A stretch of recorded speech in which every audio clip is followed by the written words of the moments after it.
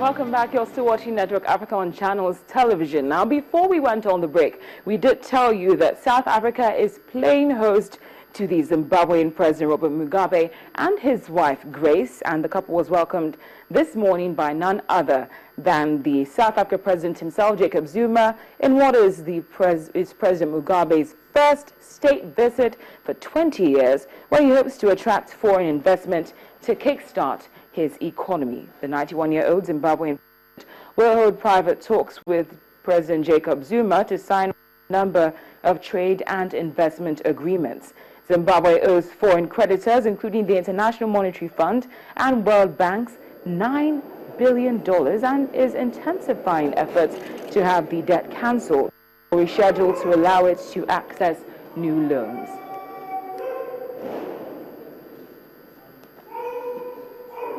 We have our South Africa correspondent Betty Dibia standing by via telephone. Betty, thank you so much for joining us on Network Africa.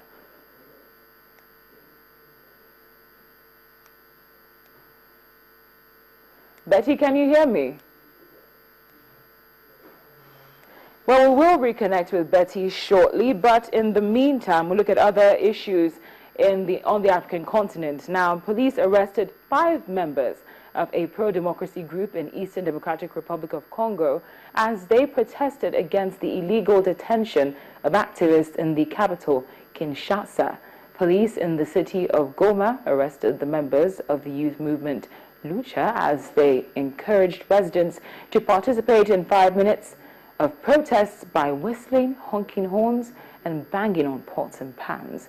At the moment, the political climate in Congo is tense ahead of the presidential election scheduled for late next year, when President Joseph Kabila's mandate is set to expire in the copper and diamond-rich country of 68 million people.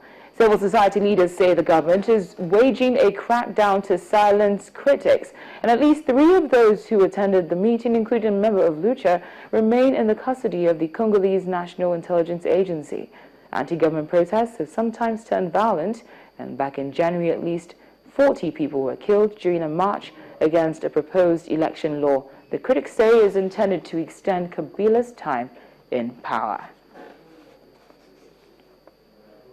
Lawmakers in Burkina Faso modified the electoral code on Tuesday to prevent people from standing for office if they had supported a failed move last year to allow then President Blaise Compaoré to seek a new term. The country is run by a transitional government ahead of elections in October, and current ministers are also not authorized to run for president. Under the new law, anybody is ineligible to run who supported the unconstitutional change that threatened the principle of democratic choice, and especially the principle of presidential term limits. The law applies to all elections in 2015 and 2016 and effectively bars members of Compaoré's government and the leaders of his Congress for Democracy and Progress Party, as well as the former president's allies. Deputies from the previous parliamentary majority who supported Compaoré said the law could weaken social cohesion.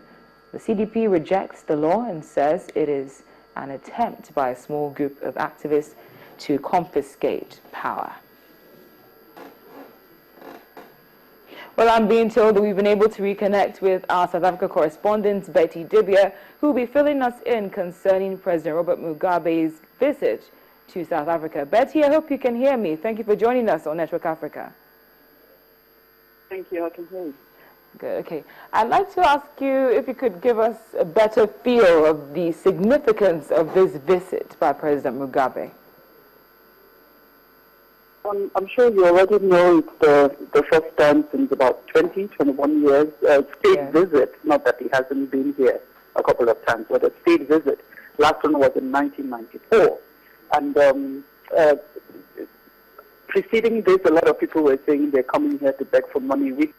Mugabe's spokesperson has already published that here, at the press conference after the 2 presidents met, he talked about boosting the economic ties, trade, and all that. But Mugabe was obvious he's not quite satisfied with the tales of the trade relationship, which exports, looking at exports alone, South Africa, you have a about 24.8 billion rand in 2014, and compared to 2 billion rand from Zimbabwe the same year.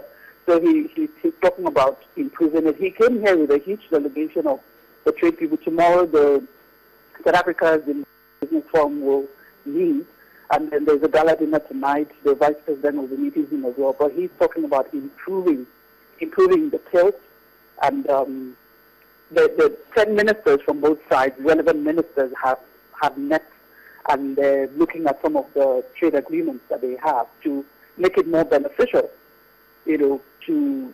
or spread the benefits more evenly. Of course, it can be 50-50, but more evenly, between the relevant countries. But he's had a full day today, the 21 consulate and all that. And the press conference was quite jam-packed, where he talked about a lot of things, that all the mutual assistance regarding customs administration. It thanks South Africa for taking in their people while the economy has been so down. You have a lot of Zimbabweans here.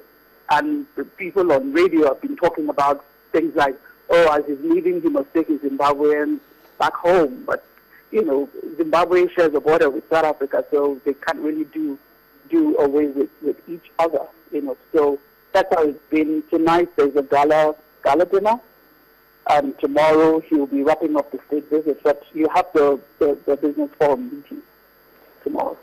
Well, I was just going to ask you how long he was going to stay because of all the activities you listed, but thank you for telling us we'll be rounding up tomorrow. But just to... It's a 4-day visit. Oh, it's 4 days. Okay, so we'll be connecting with... yesterday. Okay.